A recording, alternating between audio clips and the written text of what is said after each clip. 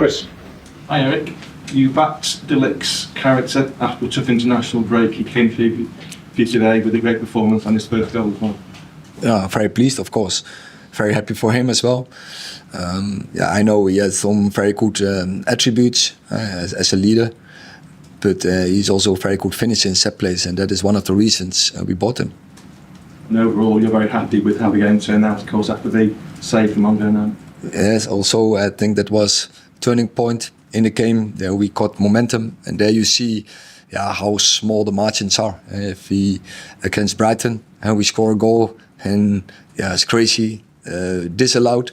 And today, after you concede a penalty, Andre catch him, and a couple of minutes after we scored a goal. From that moment on, it was our game.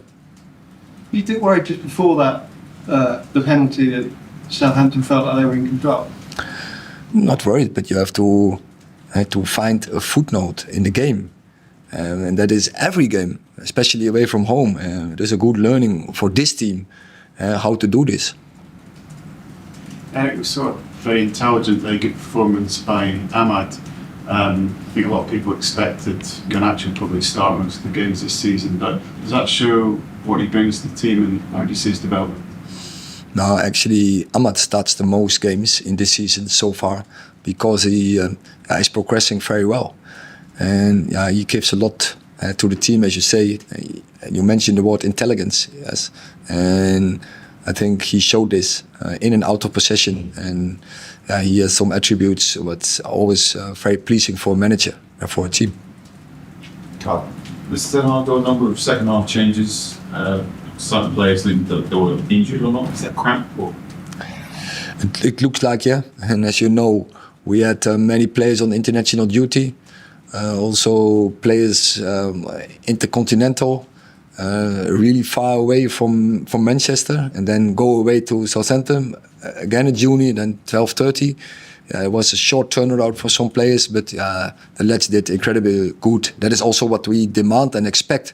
But it's not an advantage when you have on this time and when you have so many players on international duty and you have to play a 12:30 game. So the credits for the lads and the team.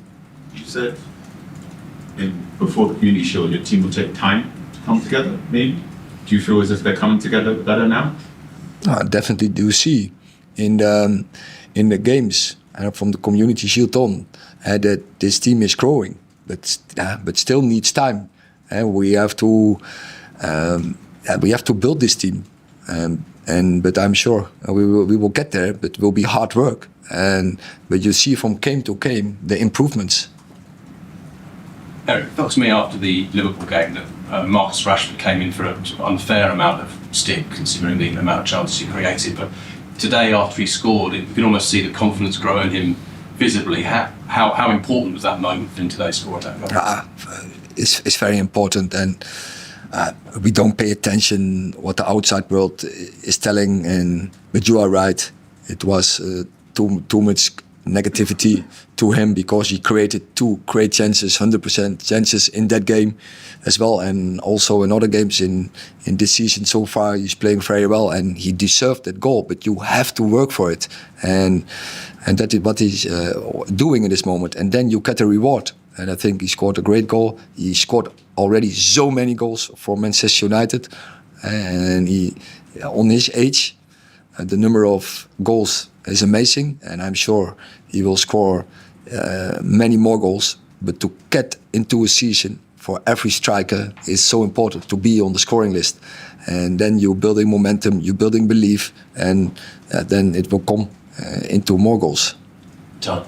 Hi, Erik. You had some difficult away fixtures in terms of timings last year, a couple of 8 p.m. games in London on a Saturday, 2 12:30s on the side of the coast already. Does that put your team at advantage? And also, is it unfair on the fans? I know it's something the Premier League, so they look at, but United in particular seem to get a pretty raw deal, certainly in sports, in terms of those away kick-off times. So, first of all, look to the fans is very unfair for the fans to deal with this. With, as you mentioned, the 8 o'clock away games for them on the Saturday night, the 12:30. It's not right, but they're always there. So I would say, proud of our fans, that they always there and they always, whatever happens on the pitch, they're always supportive of the team. And there's a really good connection, as you have seen today. They bring a very good ambience at Old Trafford, but also in away games. But I think the Premier League should also pay some attention to this in the fixture list. Does it affect the team as well when you have those early kickoffs and late kickoffs in terms of the travelling and things like that? Or is it less of a disadvantage? It's a big disadvantage, but we have to deal with it. And as they did today, you see the team is mature, the players are mature. It doesn't matter, we always have to win.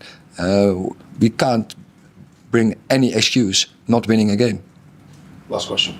Erik, can I just quickly ask you about both of your fullbacks? It seemed like they took it in turns to come inside. Was that designed to create greater solidity in the middle, especially in the context of the Liverpool game previously?